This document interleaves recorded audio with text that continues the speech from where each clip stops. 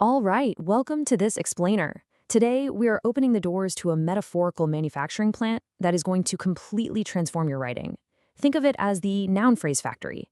If you've ever looked at a sentence you've written and thought it felt, a little flat, a little dull, or just lacked that vivid punch, well, you're in the exact right place. Today's blueprint is all about taking the absolute most basic foundations of language and upgrading them into master-level descriptive phrases. Here's our blueprint for today. We'll start with a humble noun, move into the noun phrase factory to see how all the pieces fit together, put on our detective hats to investigate apostrophes, upgrade some basic sentences, and finally wrap it all up with an ultimate descriptive challenge. Okay, part one, the humble noun. We're literally starting from scratch here. Think about a single isolated word, like cave. If you just drop that into a sentence, well, it doesn't really give you much to work with, does it? Is it a massive cave? A deadly one? Is it freezing cold? We have zero clue. It's just a blank slate? Okay, let's dive into this. Watch how we can build around this little noun. It's kind of like snapping Lego blocks together. We start with our base, cave, then we snap on a quick description, boom, dark cave. Add another block, mysterious dark cave. And then we lock the whole thing down with a starter word, the mysterious dark cave. See that?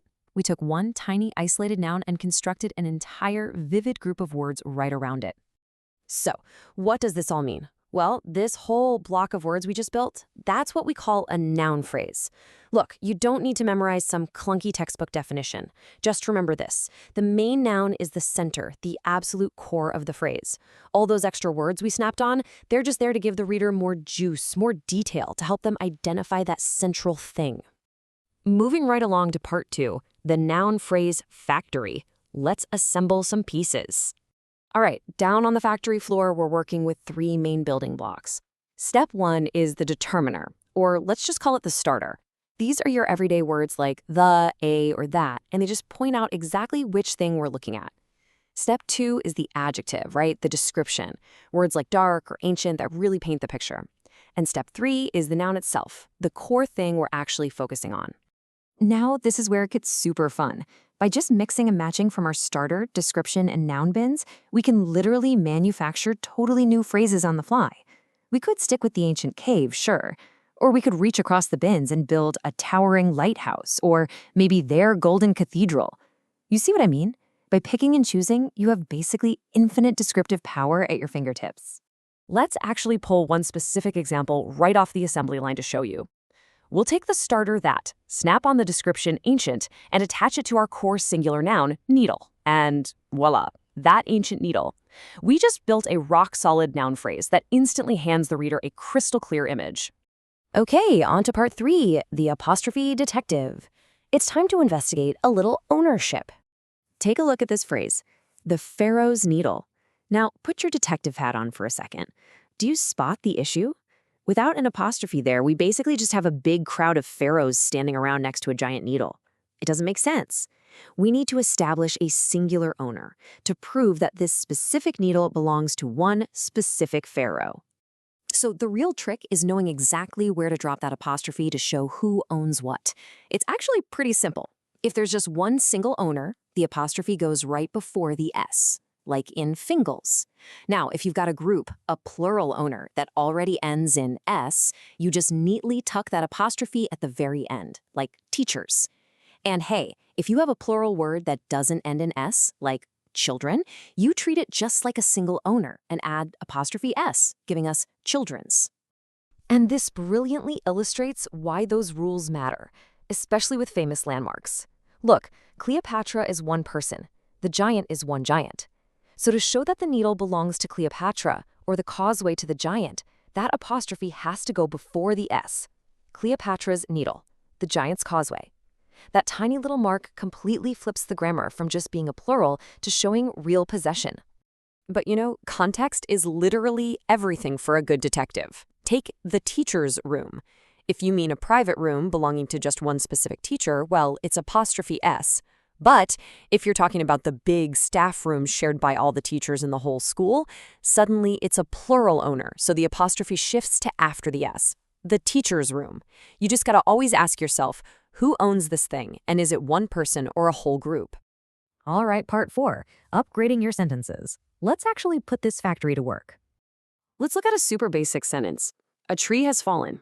I mean, sure, it gives you a fact, but it totally lacks stakes, right? Now compare that to our upgraded version. Their tallest tree has fallen. See the difference? By using a noun phrase to answer whose tree and which tree, we suddenly inject scale and real loss into the image. It's a game changer. Let's try one more. A tiger moved through the forest. It's fine, but kind of dry. But what if we say, the enormous, prowling tiger moved silently through the forest? Wow, do you notice how that expanded noun phrase makes the tiger feel like a real physical threat? We're not just padding the word count here, we are literally hijacking the reader's imagination. Actually, here's a massive pro tip for you on the factory floor. Use action words ending in ing right in that description slot. What's the dog doing? Sleeping. Barking. What's that tiger doing? Prowling.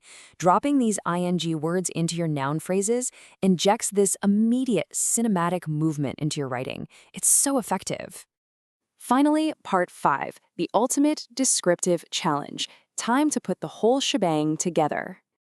Okay, here's our foundation for the challenge. Fingal's Cave.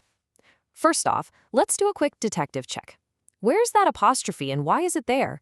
Yep, it's right before the S in Fingal's, simply because it's showing possession for one single person, Fingal. That possessive noun is going to be our absolute foundational block here.